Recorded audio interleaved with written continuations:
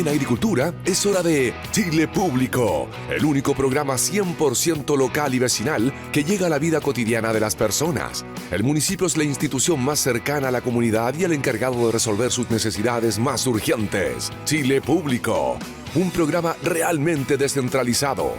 Conduce Jorge Andrés Pomar. ¿Cómo están ustedes? Radio Escucha, chilenos y chilenas. Bienvenidos una semana más a Chile Público. Hacemos Chile Público desde Providencia 1208, piso 6, en el estudio número 2 que dirige el señor Luis Fraile. Somos Radio Agricultura desde Copiapó y hasta Punta Arenas. Por ejemplo, si tú estás en San Felipe, en Los Andes 102.3, si estás en San Fernando 99.1, si estás en Los Ángeles 100.5, hasta Punta Arenas, el alcalde Radonich allá que siempre me escribe, 98.7, aquí en Santiago de Chile somos 92.1. El WhatsApp del programa en su temporada número 10, más 569-8868-4923. Y recuerda que la radio ahora también se ve. Somos canal 166 en Sapin TV, 143 en GTD y 15 en VIP. Oye, llevamos anunciando su regreso a este programa después de que nos abandonó por aceptar el cargo de delegado presidencial. Le vamos a preguntar además cuando se lo ofrecieron. Aquí el otro panelista, el señor Cuadrado, dice que a él se lo ofrecieron primero, que el señor Durán fue como la segunda opción que tuvo el presidente Boric. Y todavía no vuelve el señor Gonzalo Durán. Sigue patiperreando, descansando. Y nuestro panelista incólume de los días lunes, el señor Rodrigo Delgado, por supuesto, ya está acá. Bienvenido, ¿cómo está usted? Muchas gracias, un lunes más. Pasa rápida la semana, ¿eh? Pasa rápida la semana, pasa rápido los lunes, ya como 3, 4 programas. Sí, todo pasa rápido. Y nada, y el señor Durán brilla por su ausencia. Ricas vacaciones, nos contará ya. Oye, ¿merecía o no? No sé. Eso hay que preguntárselo. O sea, más que preguntárselo, lo podemos evaluar a la vuelta de sus vacaciones. Pero lo que sí, se puede haber conectado algún día, pues igual la diferencia horaria no es tanta. ¿Cuánto? Tenemos 4 o 5 horas. 5 horas con Madrid son... ahora que horario... Claro, ahora que horario se de... puede haber conectado de madrugada, no sé, se habrá levantado... Es que según él está en el aeropuerto. Entonces era... No, digo, algún lunes se puede haber conectado, no necesariamente hoy día. Vamos... ¿Cómo está usted? ¿Cómo estuvo su santa semana? Sabemos además que como director de Palestino se apresta a acompañar al equipo de su corazón en esta aventura internacional. Más que un equipo, ¿cómo es? Todo un pueblo. Todo un pueblo. Sí, mañana ya partimos a Buenos Aires al partido con Riestra, debut en Copa Sudamericana, al menos en fase de grupo, ya la habíamos ganado a la U. Pero con una crisis importante, pues si no sufrimos una goleada estrepitosa con Católica en Clara Arena, no viene bien el equipo en el torneo. Bueno, la verdad es que nos encontramos con muchos hinchas que nos dicen eso, pero también hemos tenido una década bien buena, digamos. Sí. Y estos son ciclos que de repente hay que vivirlos, pero hay que también saber gestionarlos. Hay que gestionarlos, hay que saber salir de aquello. Nos estamos pasando un buen momento y siempre es bueno un torneo internacional para poder levantar el ánimo, porque después ya el próximo fin de semana estamos jugando de nuevo el torneo, entonces estamos en 2 frentes o en 3 frentes y es complejo, pero ahí vamos a estar, como ven, no solamente hinchas sino que también dirigentes. Han sido efectivamente 10 años súper buenos para el club. Yo que lo miro un poco de afuera, en el sentido de que no han coqueteado con el descenso. En general participan de torneos internacionales, tanto Conmebol Libertadores como Conmebol Sudamericana. Sí. Se inauguró la luz artificial en la cisterna. Han sido competitivos en algunos torneos. No, y competimos en las copas que hemos jugado. Hemos ido a competir, hemos tenido buenos resultados. Nos ha tocado obviamente siempre un cabeza de serie como Flamengo, Fomento, San Lorenzo, y hemos sacado la tarea adelante. ¿Cuánto vale la planilla de Palestino al ojo mensual? Hoy día estamos en algo así como 150 millones de pesos aproximadamente. Igual es mucha plata. Eso es lo que cuesta más o menos un club.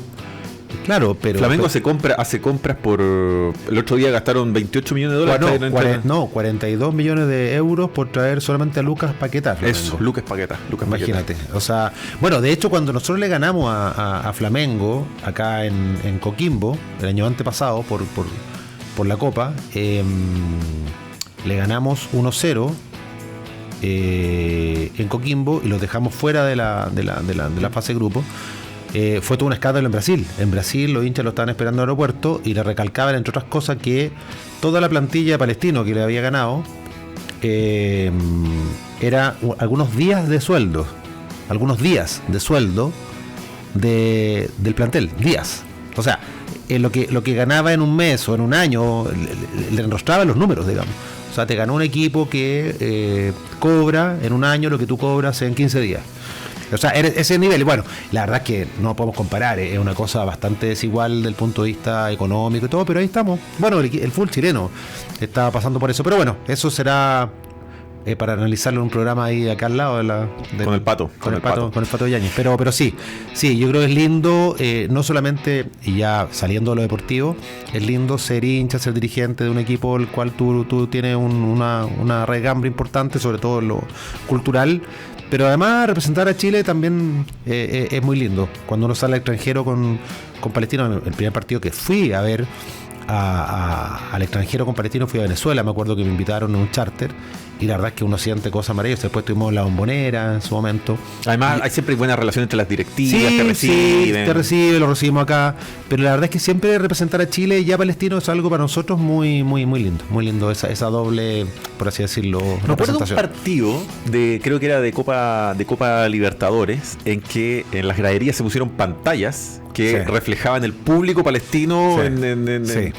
Hemos tenido hartos problemas con eso, porque en definitiva también a la FIFA, a la Conmebol no le gusta mucho, obviamente, cuando hay algún tipo de alusión. Las camisetas, las famosas camisetas, los números. Claro, pero nosotros siempre en el marco de lo que podemos hacer, siempre no nos olvidamos de que tenemos un sentido y un motivo de existir, que justamente no solamente, bueno, el equipo palestino es más antiguo, ¿cierto?, que los conflictos que existen en Medio Oriente o puntualmente en el caso del conflicto árabe-israelí, pero sí siempre estamos obviamente tratando de que la gente entienda y que la comunidad entienda cuál es nuestro rol. Nuestro rol es deportivo, por supuesto, es una institución que está ligada a eso, pero también una institución que es parte de la comunidad palestina en Chile y por lo tanto tenemos que también defender nuestros valores, siempre en el marco de lo que se pueda. Obviamente no queremos arriesgarnos nunca a un castigo ni cosas de ese tipo, pero siempre hacemos algún tipo de alusión a lo que representamos.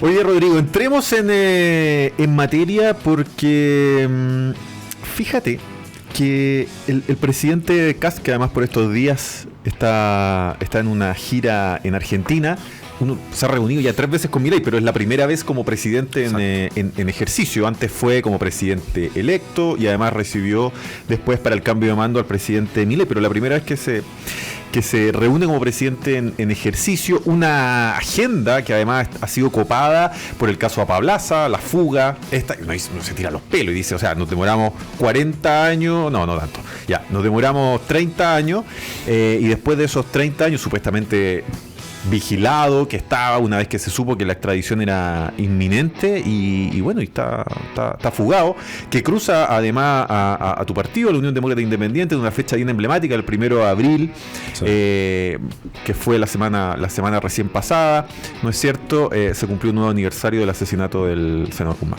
Bueno, el presidente Kast, desde que militaba en la UDI, yo recuerdo, me tocó participar en varias directivas, este fue un tema muy relevante para él.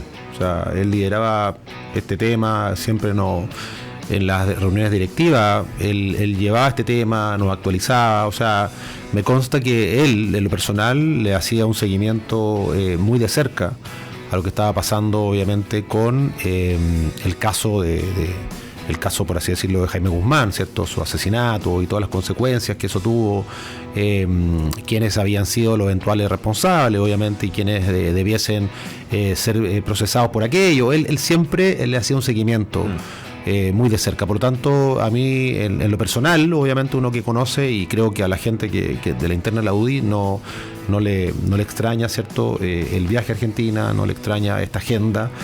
Y por supuesto me imagino que el gobierno va a hacer todo lo necesario para, además, con un gobierno afín como el gobierno de Milei, poder resolver esto a la breve. Ahora, claramente el señor Apablaza tuvo todo el tiempo el mundo, seguramente en todos estos años en Argentina él ha generado redes, vínculos, Y bueno, a lo mejor se debieron haber tomado desde allá, digo, algunos resguardos cuando él avisoraba que venía un cambio de gobierno que podía no defenderlo, como fue el caso de los periodos de los Kirchner. Los Kirchner lo defendieron, ¿cierto? Seguramente bloquearon muchas veces.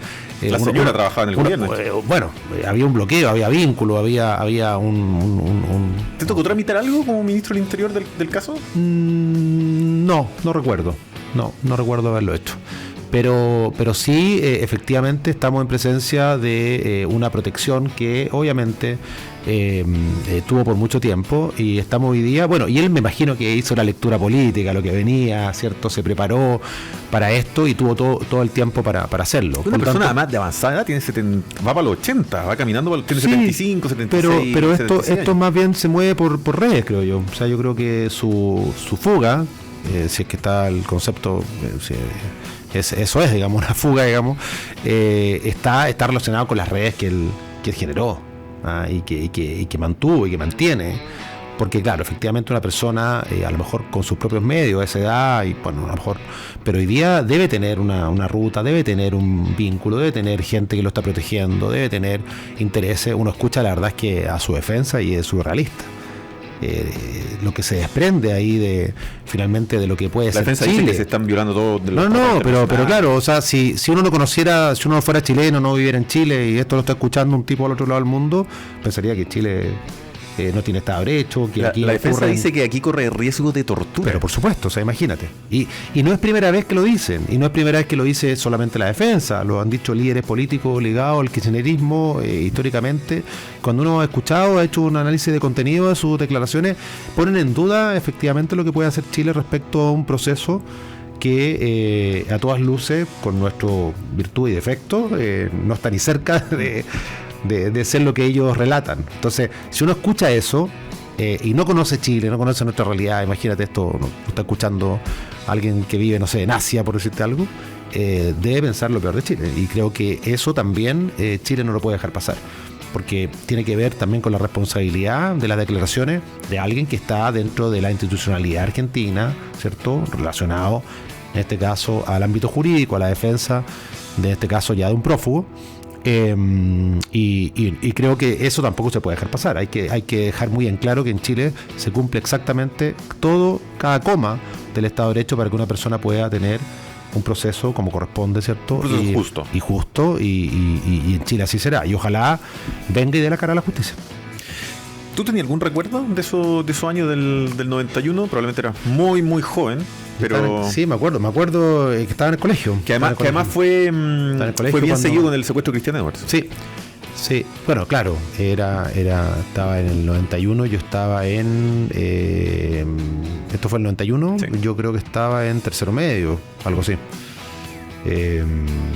Y la verdad es que me acuerdo que estábamos en el colegio, en un recreo, y bueno, en ese tiempo cuesta mucho recordar cómo era el mundo sin el teléfono celular, sin redes sociales, sin la inmediatez, pero me acuerdo que en un recreo alguien comentó, o algún profesor o alguien, y fue bastante impactante en ese momento por la figura que significaba. Si bien es cierto, yo era bastante joven, pero tenía alguna inclinación, obviamente, por la lectura, por la política, y era un personaje tremendamente relevante. No me tocó conocerlo, pero sí, obviamente, era una persona que uno la veía habitualmente en televisión, en los medios, ¿cierto? En el diario. Mi familia, obviamente, comentaba muchísimo lo que era Jaime Guzmán, por lo tanto, me tocó bien de cerca, y bueno, y fue bien impactante.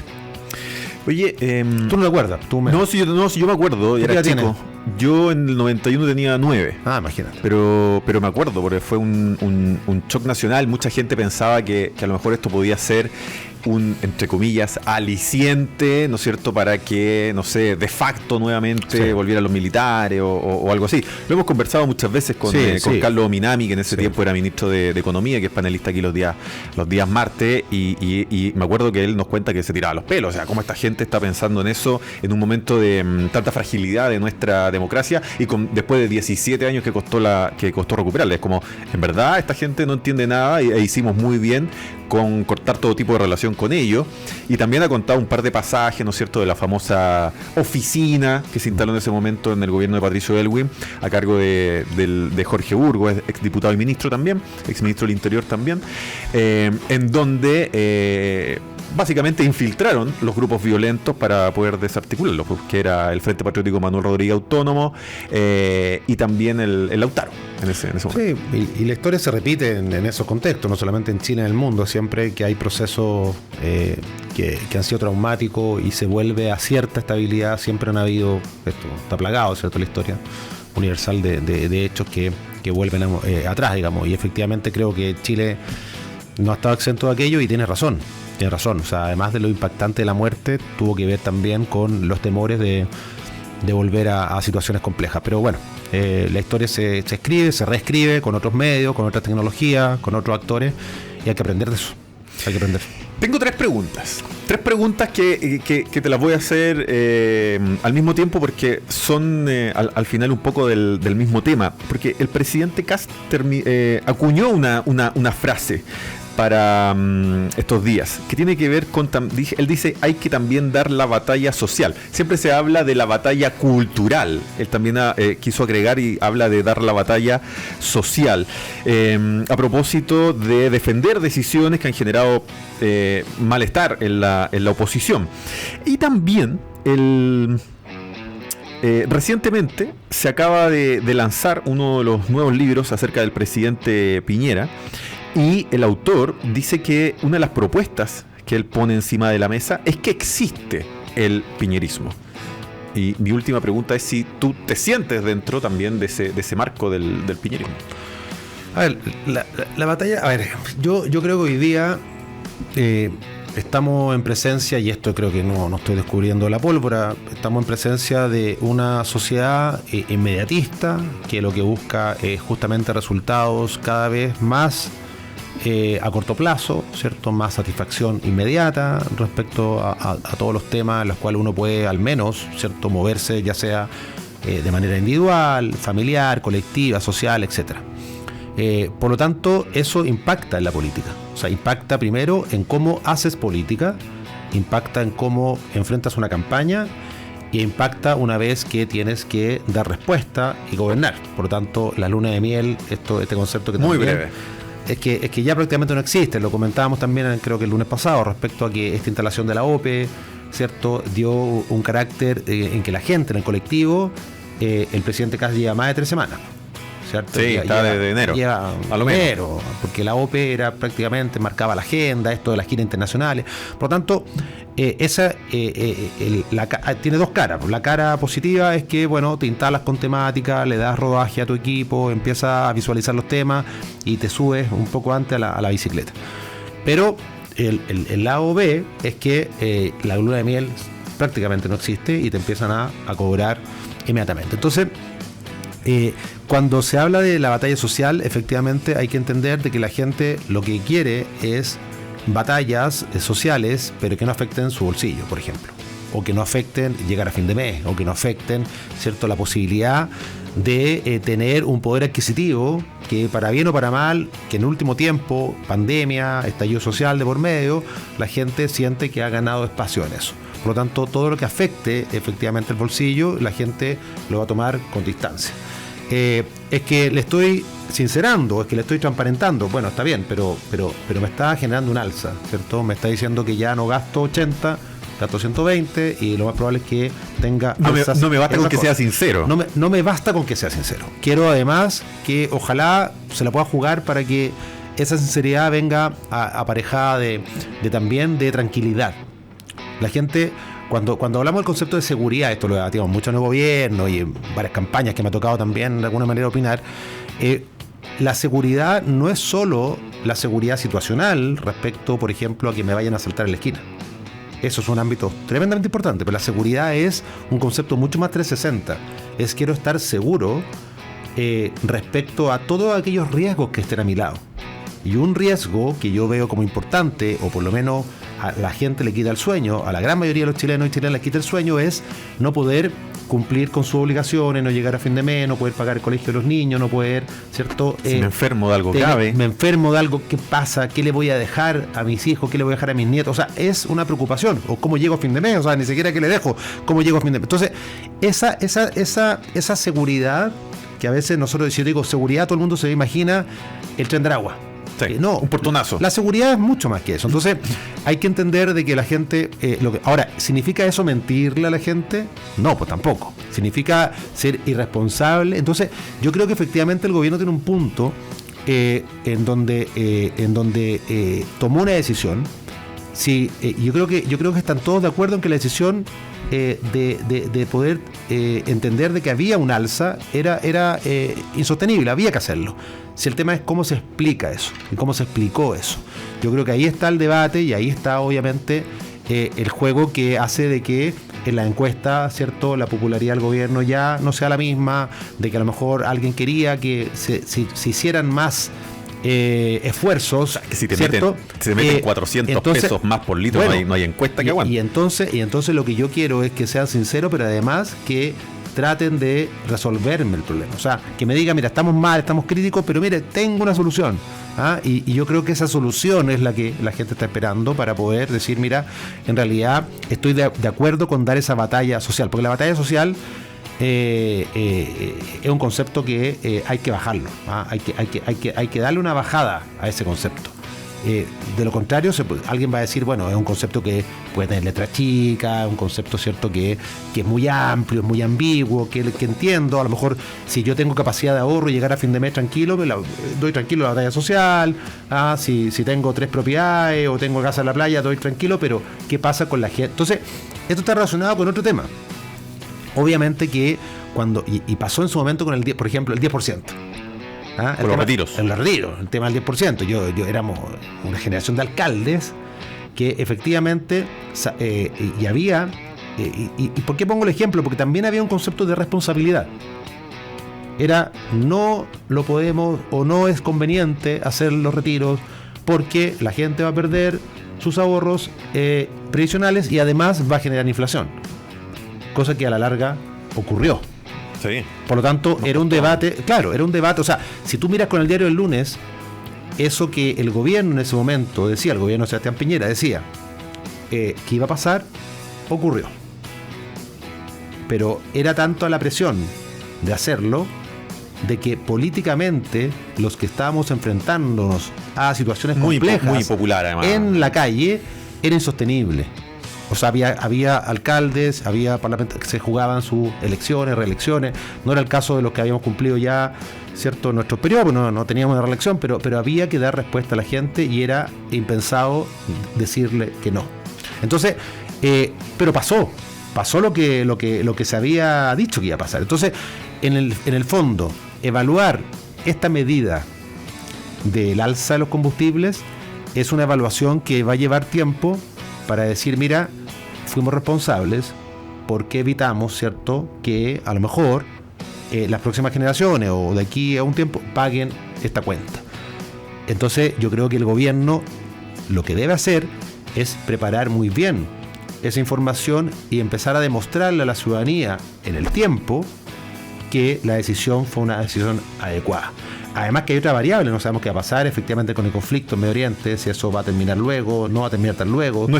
Ya vienen más alzas, no es muy auspicioso, pero yo creo que así como el gobierno de Sebastián Piñera, después, de alguna manera, la gente se dio cuenta de que efectivamente había una revalorización tremenda de la figura del presidente Piñera, incluso de parte de la izquierda. Lo estoy conectando con tu segunda pregunta, porque efectivamente cuando uno se encuentra con mucha gente en la calle que te pregunta, ¿cierto?, y te habla, en general tú te das cuenta que gran parte, por lo menos la gente que a mí me habla en algún lugar, de lo mismo, en cualquier lugar donde uno está, siempre alguien se acerca a hablar.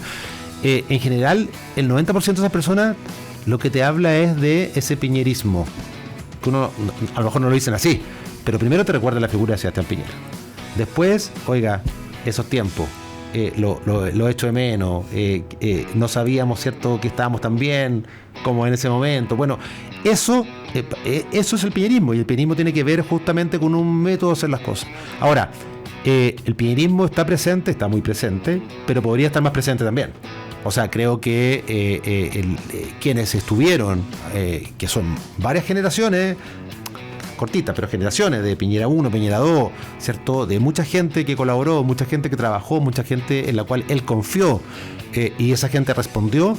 Esa gente que hoy día puede estar desde lo privado hasta lo público, podría articularse más, efectivamente. Yo creo que hay un momento en el cual a lo mejor eso va a ocurrir. Pero el piñerismo existe porque el piñerismo dejó una huella y generó un método de acción y de trabajo. Y eso no se olvida. ¿Cómo se rearticula? ¿Cuál era ese método? Rigurosidad, eficiencia. Él estaba un poco obsesionado en el buen sentido con la eficiencia del Estado, gastar bien la plata. Sí, sobre todo con eso, pero además exigía, él siempre decía, primero, ¿cierto? Tengo una convicción. Segundo, no se enamore de su convicción. ¿Ah?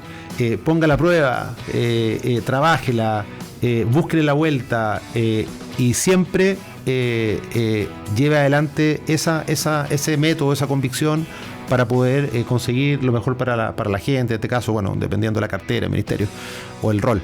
Pero había una convicción de justificar todo, de ser muy riguroso. Obviamente que dentro de todo nada es perfecto, uno puede equivocarse o no, pero había un método de trabajo.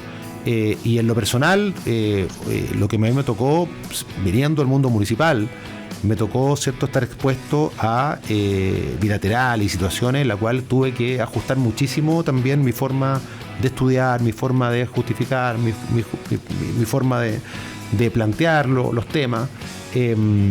Yo creo que nadie entraba y salía igual después de esas reuniones. Y esa forma de exigencia, de trabajo, de rigor, es la que quedó y que caló tan hondo en mucha gente. Yo creo que eso ¿Y eres existe. del círculo del piñerismo? Tomando en cuenta que a ti te tocó llegar al Ministerio del Interior, a lo mejor no tenías una historia tan dilatada de cercanía con el presidente. No, yo cuando no era Cecilia Pérez, Cristian Monge. Cuando estábamos en... Pero sí fuimos una generación de alcaldes y alcaldesas que fueron muy importantes para el piñerismo, para poder sostener obviamente las políticas públicas y para poder sostener también muchas cosas que se hacían en terreno. Codina. Estoy hablando en Piñera 1, estamos hablando de alcaldes y alcaldesas que fueron muy importantes, y en Piñera 2, bueno, obviamente también, el caso, bueno, Germán fue uno de ellos. Pero el sustento del gobierno era un gobierno muy de terreno y se apoyaba muchísimo en los alcaldes y la alcaldesa. Muchísimo. Por lo tanto, si bien es cierto, no era de ese círculo, más bien, si se quiere, de la gestión del Ejecutivo, o tal vez más académico ligado a Sebastián Piñera, porque uno puede decir que Sebastián Piñera tenía distintos focos. Había un foco académico, había un foco muy, muy ligado al tema también de lo ejecutivo, lo parlamentario, por supuesto, pero la pata municipal para él es tremenda importante, pero también así nos exigía mucho. O sea, cuando íbamos a pedirle, me acuerdo, reuniones, y después como ministro, yo también tuve que justificarle muchas veces, por ejemplo, no tengo idea, me tocó tratar de convencerlo, al final pudimos, pero nos costó mucho porque él nos exigía mucha métrica respecto, por ejemplo, a estos bonos COVID que eran para los municipios, que eran apoyos para los municipios para poder desde ahí gestionar, ¿cierto? Acuérdate que los municipios tuvieron baja importante en sus ingresos por la pandemia. Sí. Y hubo varias tandas de recursos para los municipios durante la pandemia, y me tocó gestionar la última, en ese caso con la Subdere, con la María Mastroncoso, ¿cierto? Que para descanse, gran profesional, tremenda Subdere, y nos tocó varias reuniones poder convencer al presidente por qué era tan importante entregarle eso. O sea, pese a que él confiaba mucho, quería mucho al mundo municipal, pero nos exigía un nivel de rigor para poder entregarle un peso a cada municipio que la verdad, al final lo sacamos adelante. Pero nos costó muchísimo. Entonces, pero cuando se entregó, él estaba muy contento y participó en la ceremonia y le entregamos a los municipios este bono que ayudó muchísimo al mundo municipal en pleno año, fue final 21, principio del 22 me acuerdo, y que tenían muchos compromisos los municipios pendientes justamente porque le habían bajado los ingresos por distintas... Entonces, lo que te quiero decir es que él se apoyaba muchísimo en esto, y yo creo que él valoraba también a los alcaldes que habían sido leales con él. Y Rodrigo Delgado, entonces, para terminar el bloque, ¿es piñerista o se transformó en piñerista? No. ¿Existe porque el piñerismo estamos claros que existe? Mira, yo tanto en su campaña de su primer gobierno y en su segundo campaña, su segundo gobierno, me la jugué al 1000%. Sabiendo que la comuna que yo representaba era una comuna en donde efectivamente la centro derecha en general no ganaba con los votos propios, ¿cierto? Siempre perdía. En las parlamentarias, si uno hacía análisis político de la comuna, obviamente una comuna más bien de votación de centro izquierda. Pese a eso, yo era un rostro re importante en ese piñerismo y la verdad es que lo hice porque de repente alguien podría guardarse, decir, mira, en realidad yo tomo un poquito más de palco porque no me conviene, claro. ¿Cierto? Pero yo ganaba mis elecciones, mis 3 elecciones las gané como persona, digamos, esa votación muy personal, pero también me la jugué mucho por él y por su gobierno. Habían semanas que iban 4 o 5 ministros, entre ministros y subsecretarios, el pauta, Estado Central, y yo lo recibía todo, ¿cierto? Siempre la foto, siempre estaba, siempre disponible, eso, siempre me lo reconocían los equipos, por lo tanto, sí, de todas maneras, y lo hacía por convicción. Y hoy día, más que nunca, tremendamente orgulloso de haber participado, no solamente como alcalde, sino que como ministro. Uno, la verdad es que está con la frente en alto, y cuando uno conversa con la gente, yo creo que uno se siente más orgulloso de lo que vivió. Porque una cosa es las redes sociales, otra cosa puede... Pero cuando uno conversa con la gente en la calle y a uno le recuerdan lo que la figura del presidente Piñera y el rol que uno tuvo, la verdad es que uno puede sentir más que orgullo. Rodrigo Delgado Mocarker. Ya que partimos el programa haciendo alusión al glorioso Tino. A ver si la próxima semana nos acompaña el señor Durán. Esperemos, pues. Capaz que lo pille. Regreso más bullado de la historia de este programa. Que lo pille por ahí algún paro aeroportuario en alguna parte del mundo, imagínate. No, si vuelve el señor Durán es amor. Alguna huelga o alguna crisis energética. Hincha de la Unión, Furibundo hincha. Sí, me he encontrado con él en Santa Laura. Clásico Colonia. Sí, me encontré con él. La última vez que me encontré, le ganamos de visita en Santa Laura y lo vi saliendo raudamente por la escalera antes que terminara el partido. Me imagino que a lo mejor era algo por su cargo. Ahora no creo que haya salido porque están en la B, sí. Los amigos de la Unión. Espero que nos encontremos en la A. Nunca en la B. Ya, vamos a hacer una pausa comercial, querido Lucho, y seguimos con más Chile Público. En agricultura es Chile Público, un programa realmente descentralizado con Jorge Andrés Pomar. Y ya estamos de vuelta, queridos amigos, aquí en Chile Público, porque en Chile Público siempre te recordamos que puedes descargar la app de Radio Agricultura. Así puedes escuchar este y todos nuestros programas desde cualquier lugar de Chile y el mundo. ¿Cómo se hace? Muy fácil en tu celular, ingresas a Google Play o Apple Store, escribes Radio Agricultura, descargas y listo.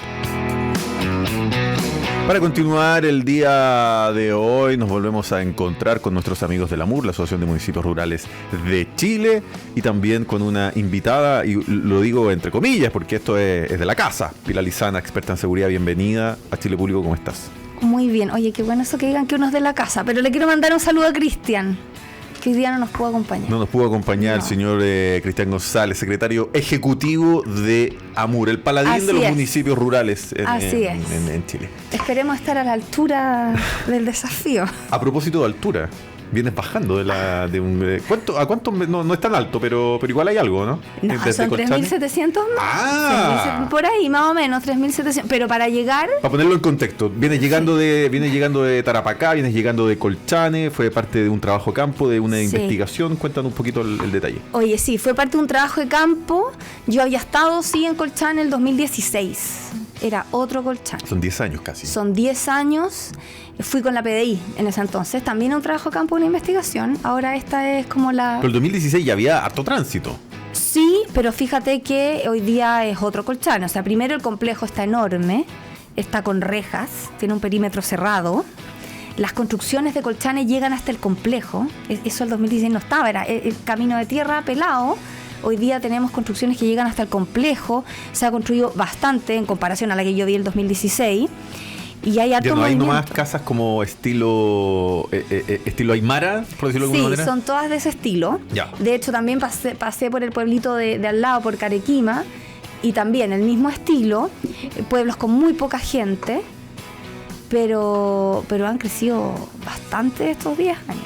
Y no se ve esa gran cantidad de gente que uno tiene en su mente cruzando de un lado a otro, porque eso fue el minuto más crítico de la crisis migratoria, con que efectivamente habían carpas afuera Fue como de el Colchane. 2021, 2022. Claro, que se tuvo que hacer la construcción para recibir a la gente por pandemia, chequearlos, tenerlos ahí si es que venían con COVID. Ese sector está cerrado, digamos, pero hay mucha basura, que eso sí nos habla de un gran paso alrededor. Y hay muchos van que suben y bajan con gente, hasta el complejo. Ahora, ¿alguien fiscaliza esas van? Porque es súper fácil. ¿Usted tiene papeles, no tiene papeles? No lo sé. No vi fiscalización de van específicamente, pero sí las vi estacionadas afuera y subir y bajar en el trayecto que hicimos hasta arriba y de vuelta. Oye, ¿de qué se trata este trabajo? Y aparte de esta primera impresión respecto a 10 años atrás en Colchane, un poco ¿qué te Ya, pero qué te esto es parece? un spoiler. Ah, Es que, mira, este trabajo... te acabamos de presentar como la panelista regalona, mínimo, sí, mínimo, no, mínimo pero un obvio, spoiler. les vamos a contar, les Ya. vamos a contar. Lo que pasa que era año 2013, harto tiempo atrás, hartos años menos, y a mí se me ocurrió inscribirme en un doctorado y hacer una investigación de tráfico de cocaína en la frontera norte de Chile. Y eso hizo que yo fuera el 2016 a la frontera. Y como a mí se me ocurren cosas a veces, se me ocurrió agarrar esa investigación y transformarla en un libro. Y por eso vuelvo 10 años después, para... Más que de inmigración, es una investigación acerca de criminalidad organizada, y tráfico de narcotráfico, contrabando, pero todo como con el sello narco detrás, que era el origen de mi investigación de doctorado. Ujú. Y ver qué pasa allá, quién está, quién no está, de los que están, cómo funciona, y volver a mirar esa frontera 10 años después, ver si es que los desafíos que estaban en el 2016 se mantienen, y escribirlo, pero con las vivencias de haber estado en Colchane. A ver, una cosa efectivamente tiene que ver con el crimen organizado. Bueno, es que en verdad el crimen organizado hoy día tiene que ver prácticamente con todo, pero volvamos un poco, retrotraigamos la conversación a ese 2016. El tráfico, más que el tráfico, el movimiento de personas de ese 2016 versus el movimiento de personas ahora. ¿Es más, es menos, es similar? Entendiendo que el Sí. pic fue entre medio de estos dos viajes tuyos. Sí. Bueno, primero pongamos el contexto. Colchane es una comuna rural. Por supuesto. Por eso estamos hablando por eso de estamos Colchane. hablando Por supuesto. de Colchane. Mira, Yo efectivamente... conocí al alcalde, estuvo aquí en el programa varias veces. Teófilo. No, el alcalde anterior. Anterior. Choque García. Ya. Choque García. Mira, efectivamente el 2016 yo sí vi personas caminando, cruzando de un lado a otro.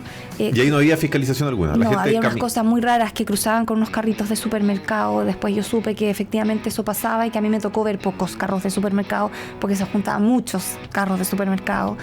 Hay una cosa, porque está Colchane y al otro lado de la... ¿Pero eran migrantes o eran aymara? Porque Es bueno que- también la distinción, porque el aymara efectivamente no distingue históricamente en su tradición por eso frontera. por eso están los pasos ancestrales. Entonces No, aquí, van y pasan, mira, distinto aquí, de alguien con... todo se mezcla. Porque efectivamente el que va con carrito de supermercado de un lado para otro puede ser el aymara que fue a comprar al lado chileno algo que estaba más barato que el lado boliviano y viceversa. O también puede ser alguien que tiene un negocio detrás de otro tipo. Pero lo que sí es que ahora es más difícil ver esos carritos, porque como hay tanta reja, está la zanja, están los militares, pero... Hay más control entonces. Hay más control, sí, pero eso no significa que esto terminó. Simplemente se corrieron, pues cruzan un poquitito más allá y se siguen encontrando ¿Y personas. los militares controlan? Los militares ahí tienen la función, están en los puntos de observación fronteriza. Entonces, tiene que generarse una coordinación entre los militares y las policías. Las alertas que levantan los militares las tienen que responder las otras agencias, porque la idea es que esto sea un trabajo coordinado, no que todos estén haciendo lo mismo. Porque aparte uno lo que entiende es que el encargado de fiscalizar las fronteras es Carabineros. Exactamente. Entonces técnicamente, no sé, el militar puede hacer un checkpoint, te pide papeles. Lo que pasa es que también hoy día, acuérdate que tenemos el decreto 78 y esta ley corta de infraestructura crítica que sí le dio funciones policiales Ok. a los militares, sí pueden hacer un control de identidad, sí pueden colaborar en temas migratorios, pero de alguna manera también hay como que les faltan las reglas del uso de la fuerza. Ya, entonces Porque tampoco es que presionen tanto Claro, porque si tú te pones en el zapato de ese militar, están estas reglas, está este decreto, está esta ley corta de infraestructura crítica, pero nos falta ese marco normativo de hasta dónde voy a llegar, cómo usar la fuerza, porque el militar tiene otro entrenamiento. Uy, para la guerra, no para el control del orden público. Exacto, entonces también son militares que vienen desde otras zonas de Chile, que no necesariamente conocen el funcionamiento que hay en ese lugar, porque la verdad es que cuando nosotros hablamos de lo rural siempre pensamos en el campo, zona central, pero estos pueblos que están en frontera y estas localidades son rurales, tienen otras características que tienen que ver mucho con la cultura de las poblaciones indígenas de la zona. Ahí, no sé, me hablaban que mira, me decían el 97% de la población es aymara, de alguna manera para expresar que prácticamente toda la población es aymara. Y si tenemos estos dos pueblos, que es Colchane, el complejo fronterizo al medio, y después tenemos otro pueblo que es Pisiga Bolívar, que digamos es como el símil de Colchane pero en Bolivia. ¿A cuánto está Colchane de la frontera o de Pisiga? En auto, caminando. No sé. En auto serán 1 minuto máximo. Ah, pero están pegados todos. Sí, está pegado todo. O sea, está Colchane en la frontera Pisiga-Bolívar. O sea, es como un continuo. Entonces, y tienes una reja que se le llama el Portón Chile, donde empieza en el fondo el lado chileno de la aduana, y al final, cuando termina el complejo, está el Portón Bolivia, que es donde empieza Bolivia, con el cartelito. Bienvenido a Bolivia. Claro, hasta pronto, etcétera, etcétera. Vuelve a visitarnos. Exacto, entonces, no, es todo un continuo. Y ahí es todo un continuo cultural, es todo un continuo que, olvídate de pensar en una tarjeta de crédito que nosotros estamos tan acostumbrados a tenerlas en el celular. O sea, el efectivo que circula por ahí es muy alto. Los bolivianos también que vienen a Chile vienen con muchísimo efectivo. Y también ahí hay un tema que salió en esta investigación y en esta visita, que es un poco la corrupción que también hay del otro lado. De cómo estas personas bolivianas entran con los billetes escondidos, amarrados con scotch en las partes del cuerpo, porque se los quitan en Bolivia. Entonces, y eso sí, yo te diría que se repite versus el 2016. No es que lleven más de $10,000, que es como el límite internacional de transporte de valores, sino que se los quitan, aunque sean 5,000, se los quitan. En algunos casos pueden traer más de 10,000, pero claro, se los quitan aunque sea menos. Los esconden por eso. Y eso sí salió el 2016 cuando yo fui a la frontera. Sí se habló de la cantidad de efectivos, se habló de que en general el boliviano trae el efectivo escondido por esta situación de corrupción que hay. Y lo que sí no puedo comprobar, porque yo no crucé a Pisiga Bolívar, pero lo que sí se comenta mucho es que hay mucha más corrupción del lado boliviano. Eso no significa que en el lado chileno no exista la corrupción, pero lo que me hace plantear la hipótesis de que probablemente el coyote que vivía en Colchane quizás se trasladó a Bolivia. Pero finalmente no importa, porque están a minutos de distancia. Entonces vive de un lado o del otro, pero el negocio se mantiene. Yo sí alusión a que conocía al exalcalde García Choque. Conversamos varias veces con él a propósito de la crisis migratoria que en un momento tuvo su pico. Entonces, bueno, aquí en el programa estuvo varias veces el alcalde de Renovación Nacional, me acuerdo que era. Aparte que Colchane es como bien emblemático, porque siempre en las votaciones gana la derecha como 97%, 95%. Sí. Entonces hay harto meme también, así como en mi corazón Colchane, para siempre. Aunque son poquitos votos, pero es como emblemática la pero proporción. Bajó mucho la población, de 1.600 a 790, una cosa así. O sea, ha bajado harto la población de Colchane también. Preguntarte si, imagino, deben ser 4 calles Colchane y 3.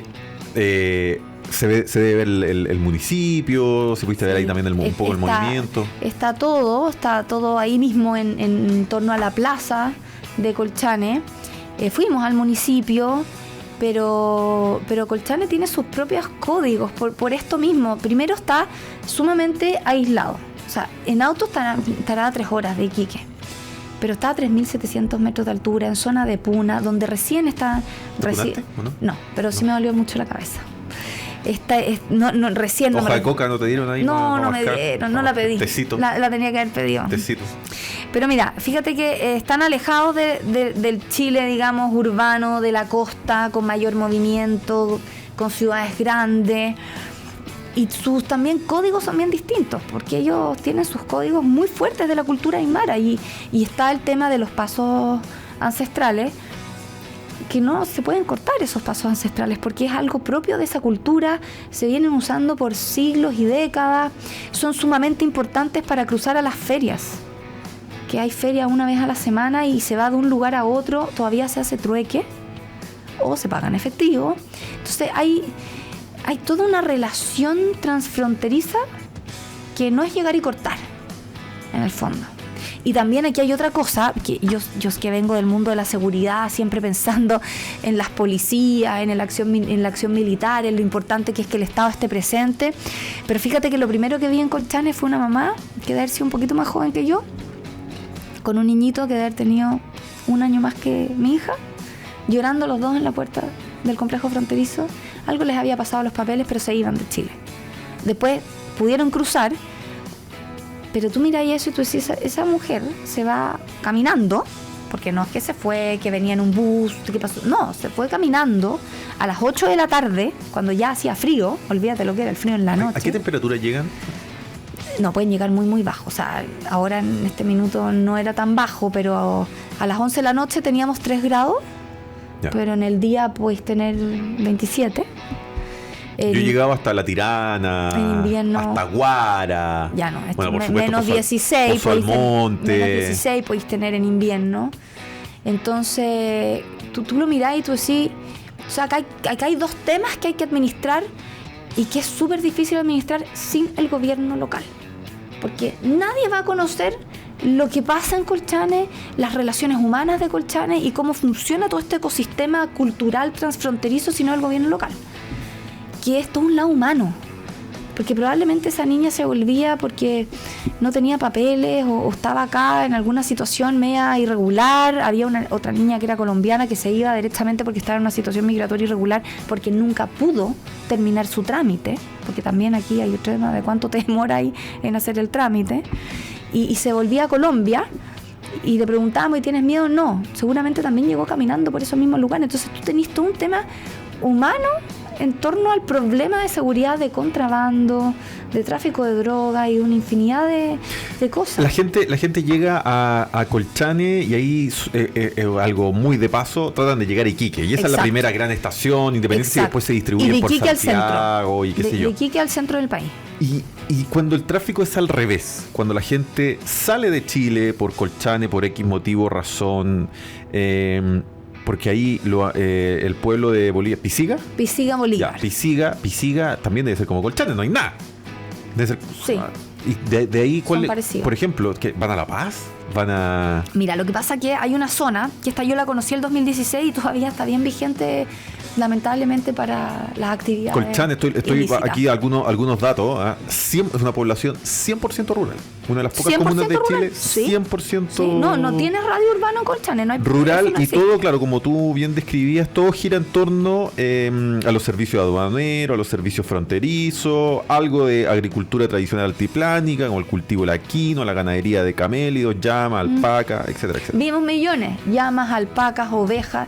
Mira, en un minuto... Uy, la última vez que fui a Pica comí asado de llamo. ¿Y? No sé por qué llamo. No sé por qué le pusieron, decía asado y llamo. Y yo decía, pero ¿cómo saben si es llama o llamo? Bueno, pero era asado ¿era y llamo. rico? Sí, en verdad no se notaba mucho la diferencia con la carne de vacuno. No pasaba peor. Bueno, había muchas. Llamas o llamos, no sé lo que eran, no les pregunté en el camino. Alpacas muy bonitas. Y, por ejemplo, una de las cosas que nos pasó ahora que estamos hablando de la ganadería, vamos en el auto y miramos y dicen, ¿qué es eso? ¿Son caballos? Y empezamos a avanzar un poco. Ovejas, pero no sé, 100 ovejas con su perro y con una señora con un bastón. Con un bastón, pero un palo, digamos, no un bastón. Sí, bueno. Con las ovejas, entonces, y eso bastante, o sea, muchas llamas dando vuelta, muchas alpacas, entonces eso es parte de, y probablemente esa señora venía de Bolivia con sus ovejas y después se vuelve, o sea, hay una cuestión transfronteriza que tiene que estar ahí en la discusión, y lo de la ruralidad de todas maneras, porque en verdad todo lo que yo te voy a contar de Colchane, a mí me habían dicho, me dijeron, mira, todo lo que tú puedas leer, todas las fotos que tú puedas ver, no lo vas a entender si no estás allá, y la verdad es que es real.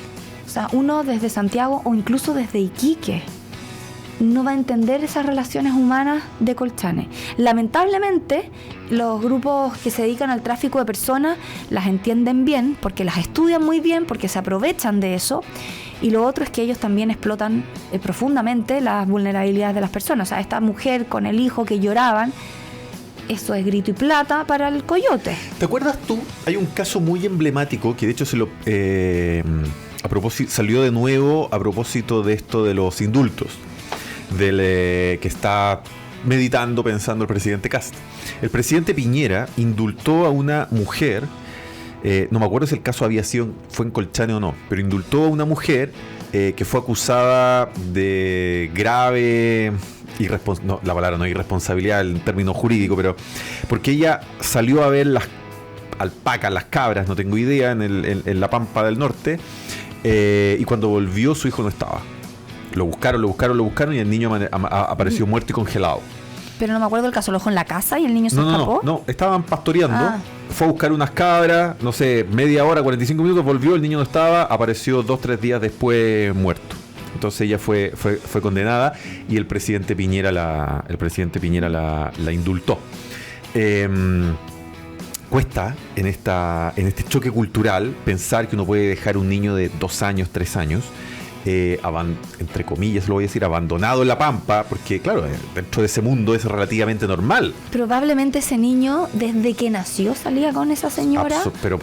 a pastorear. O sea, la diferencia es que ya no lo llevaba en un saquito colgado y ahora caminaba. O sea, esto es parte del día a día.